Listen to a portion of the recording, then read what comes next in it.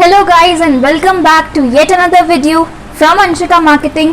और जैसा कि हमने पिछली वीडियो में डिस्कस किया था, हमारा जो आईसीएसई क्लास 10th का टॉपिक चल रहा था बेस्ड ऑन क्वाड्रेटिक इक्वेशंस, उसमें हमने डिस्कस किया था कि इंट्रोडक्शन क्या होता है किसी क्वाड्रेटिक इक्वेशन के बारे में, सेकेंडली हमारा डिस्क्रिमिनेंट क्या होता है, देन हमारे सॉल्यूशंस क्या होते हैं किसी क्वाड्रेटिक इक्वेशन के, हम उन सॉल्यूशंस को जज कैसे कर सकते हैं कि वो जो रूट्स आ रहे हैं वो उनका नेचर क्या होगा।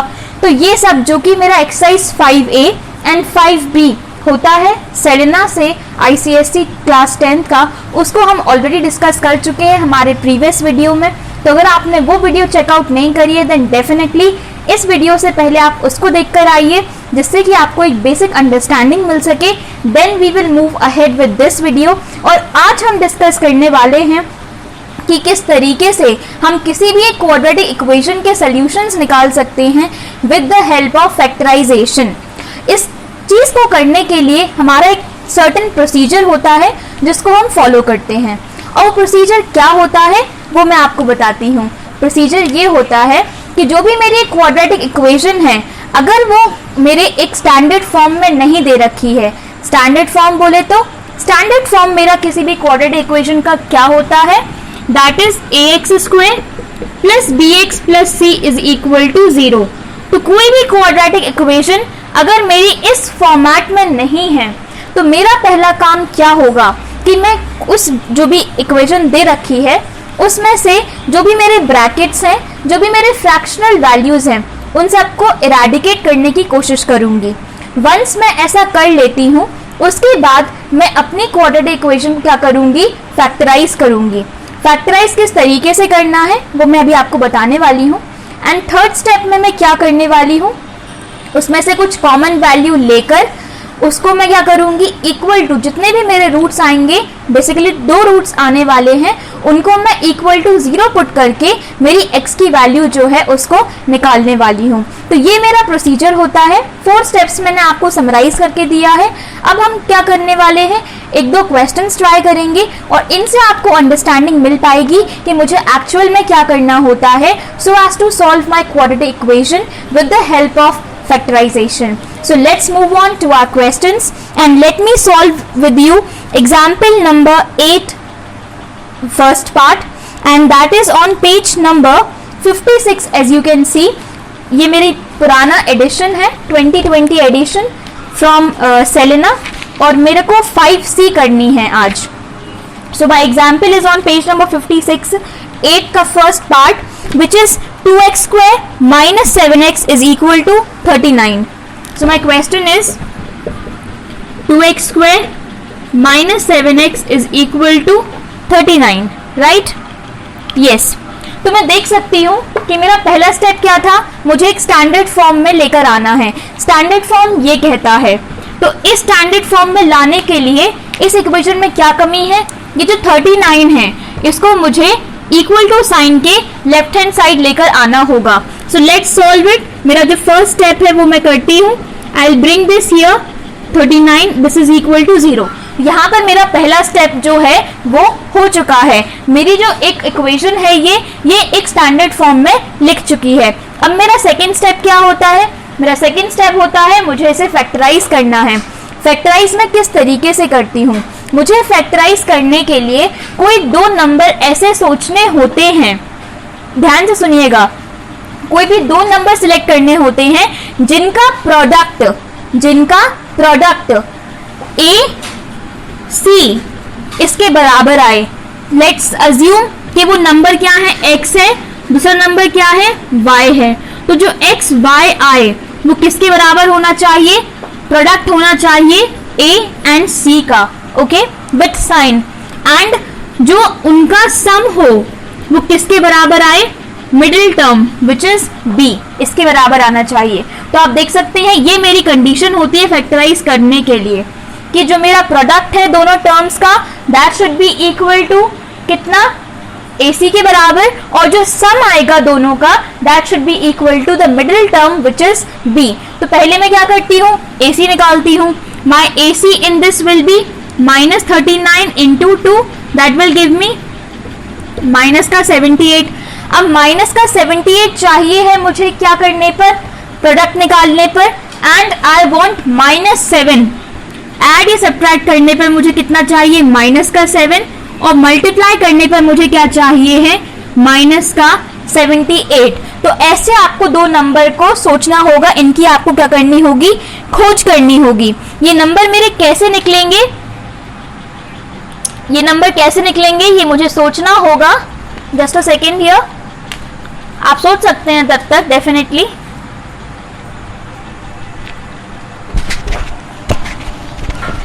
यस, तो मेरे ये नंबर क्या होने वाले हैं, लेट मी थिंक। मैं कैसे सोच सकती हूँ, बेसिकली मैं इन क्वाड्रेटिक इक्वेशन को ही, यहाँ जो मेरी दो इक्वेशंस हैं इनको सॉल्व करके भी निकाल सकती हूँ उसकी वैल्यू। बट अच्छा मेथड होगा कि आप अपने माइंड में ही इसको सोच सकें, और माइंड में सोचने पर मुझे जो दो नंबर मिलते हैं that is 13 3s, no 13 3s won't give me, I want 78, 13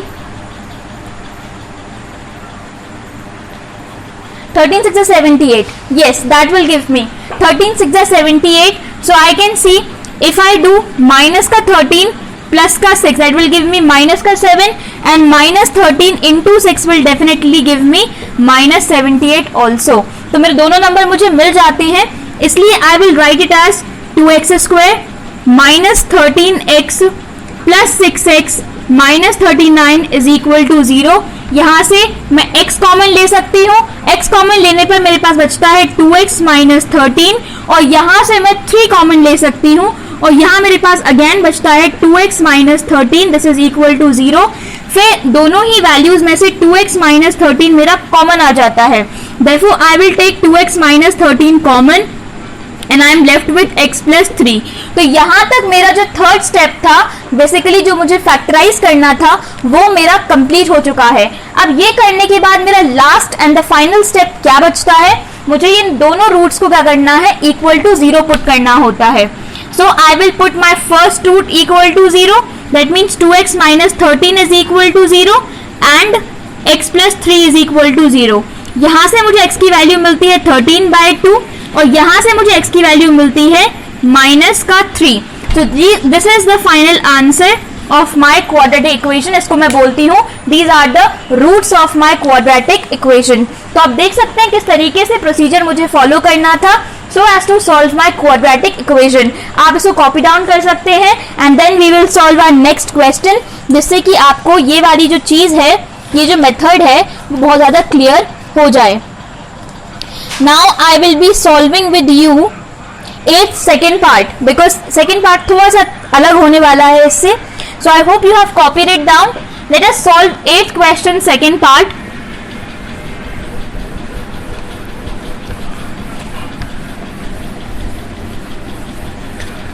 I hope you are also having the same book. If not the same book, then आप question pattern तो definitely देख सकते हैं, और इसी टाइप के क्वेश्चंस आपसे पूछे जाने वाले भी हैं.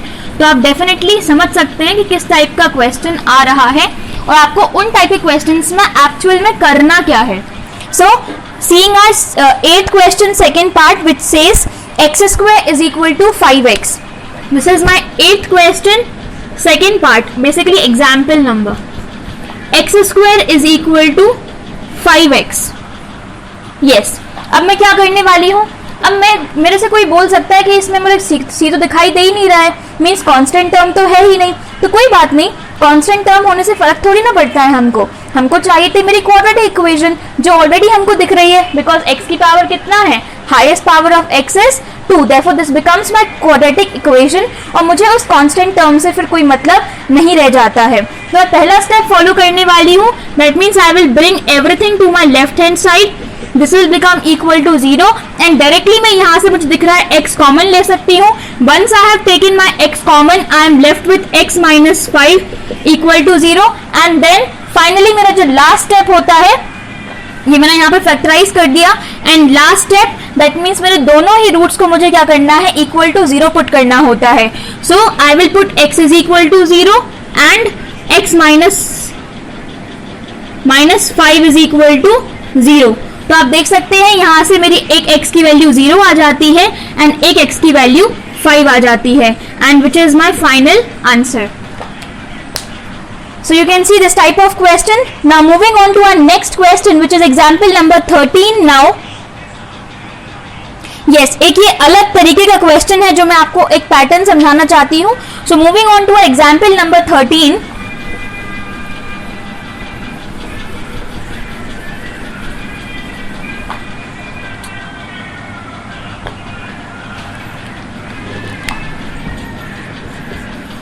Let's talk about our example number 13, and my example number 13 is find the value of k for which x is equal to 2 is a root or solution of equation kx square plus 2x minus 3 is equal to 0.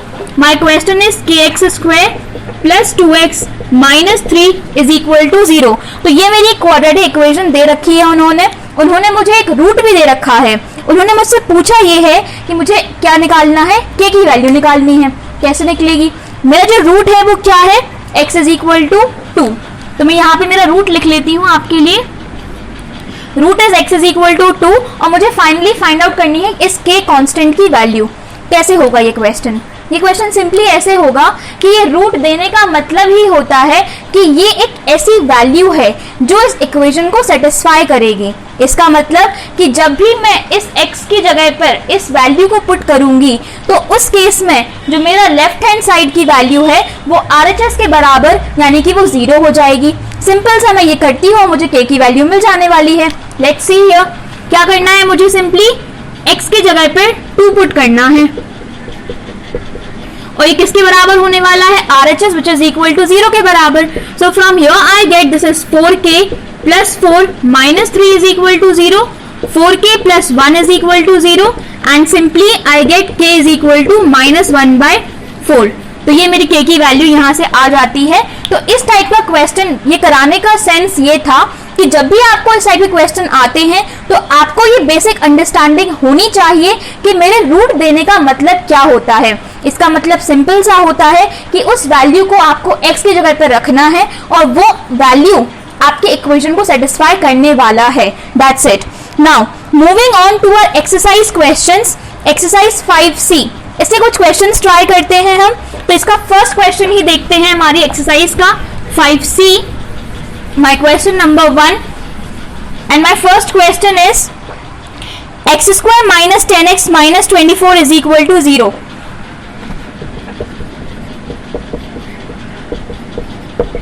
ये बड़ा ही basic सा question है और ये बहुत बार पूछा जाता है. तो आप देख सकते हैं मुझे कुछ मल्टीप्लाई ऐसा करना है कि मुझे माइनस का 24 मिल जाए और कुछ दो नंबर को ऐड इस तरीके से करना है कि मुझे माइनस का 10 मिल जाए. Quite simple. 6 4 24. So I will simply write here.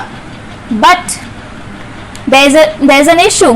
इसलिए ये क्वेश्चन पूछा जाता है क्योंकि अगर मैं माइनस का 6 माइनस का 4 करती हूँ तो माइनस का 10 तो मिल जाता है, नो डाउट. लेकिन अगर मैं माइनस का 6 इंटू माइनस का 4 करती हूँ तो मुझे प्लस का 24 मिलता है. बट मुझे तो माइनस का 24 चाहिए है. तो मेरे नंबर्स होने वाले हैं माइनस का 12 प्लस का 2. This will give me minus का 10 एंड माइनस का 12 इंटू प्लस का 2 which will give me minus 24. यानी दोनों की वैल्यूज मेरी सेटिस्फाई हो रही हैं. तो सिंपली मैं इन वैल्यूज को लिखने वाली हूँ which is X square minus का 12x plus 2x minus 24 is equal to 0. Now taking x common so it will be x minus 12. Then taking 2 common, x minus 12, x minus 2, x minus 2, x minus 12. So x minus 12 common, I am left with x plus 2 equal to 0. Therefore x minus 12 is equal to 0 and x plus 2 is equal to 0. Therefore x is equal to 12 and x is equal to minus 2. That's my answer. तो आप देख सकते हैं कितने आसानी से ये मेरे क्वेश्चंस जो हैं वो सॉल्व हो रहे हैं. आप कॉपी डाउन कर सकते हैं इसको. Then we will move on to our 14th question. Yes, कुछ अलग सा करते हैं. क्वेश्चन नंबर 14 को सॉल्व करते हैं.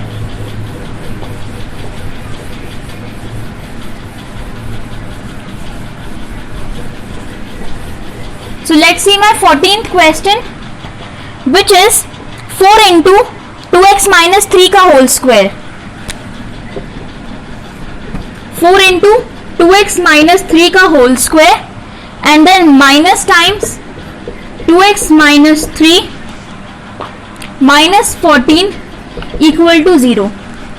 ये क्वेश्चन कराने का एक बड़ा ही सा खूबसूरत सा रीजन है, क्योंकि ये पूरा एक पैटर्न होता है क्वेश्चन का, तो आपको कैसे डील करना है हर एक टाइप के क्वेश्चन इस फॉर्मेट के।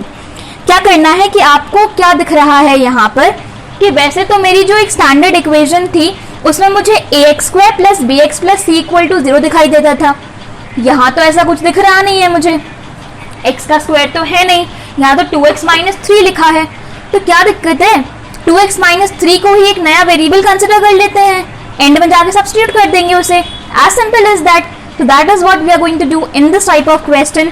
क्या करने वाली हूँ मैं, we will consider let 2x minus 3, let say इसको मैं y कंसिडर कर लेती हूँ। Okay, so my equation will then become 4y² minus y minus 14 equal to 0। And I hope इसको तो हम सॉल्व कर ही सकते हैं, और जो भी मेरी वैल्यू आने वाली है y इक्वल टू लेट से y इक्वल टू a एक वैल्यू आती है और b एक वैल्यू आती है, तो ये जो a होगा ये किसके बराबर हो जाएगा at the end, 2x minus 3 के। यहाँ से मैं x की वैल्यू निकाल लूंगी, and this b will be equal to 2x minus 3 के, और यहाँ से मैं इस क्या कर लूंगी, इस x की वैल्यू निकाल लूंगी, तो मुझे x की दो वैल्यूज एट द एंड मिल जाएंगी।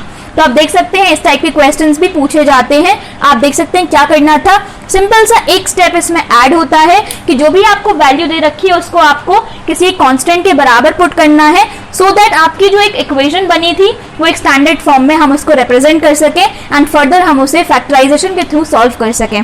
Copy it down.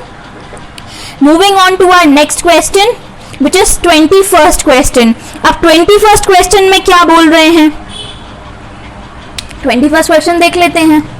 तो 21st क्वेश्चन में क्या है, ये भी एक अलग पैटर्न है। मैं आपको सारे अलग अलग पैटर्न के क्वेश्चंस ही ट्राई करवा रही हूँ, जिससे कि आप उनको घर पर भी ट्राई कर सकें। So let's talk about our 21st question.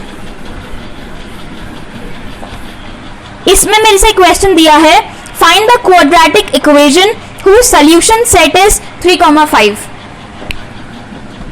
Solution set क्या है, 3,5। इसका मतलब क्या होता है, इसका मतलब तो कुछ होना ही नहीं है, इसका मतलब सिंपल सा है कि ये मेरे x की वैल्यूज हैं, isn't it? तो ये मेरी क्या है, x की वैल्यूज हैं, यानी कि एक x की वैल्यू आती है 3 और दूसरी x की वैल्यू क्या आती है 5। अब अगर एक ये इन क्वेश्चंस में बेसिकली आपको पीछे मूव करना है, एज सिंपल एज दैट। जैसा कि आप ऊपर से सॉल्व करते आ रहे थे, आपको नीचे से ऊपर जाना है और कुछ भी नहीं करना है। तो मैं क्या करने वाली हूं इसमें कि मेरा नीचे से ऊपर जाऊंगी मैं, तो नीचे से ऊपर जाने में x is equal to 3, therefore x minus 3 is equal to 0 हो जाएगा, एंड दूसरी वैल्यू मुझे क्या मिलेगी, x minus 5 is equal to 0 मिल जाएगी।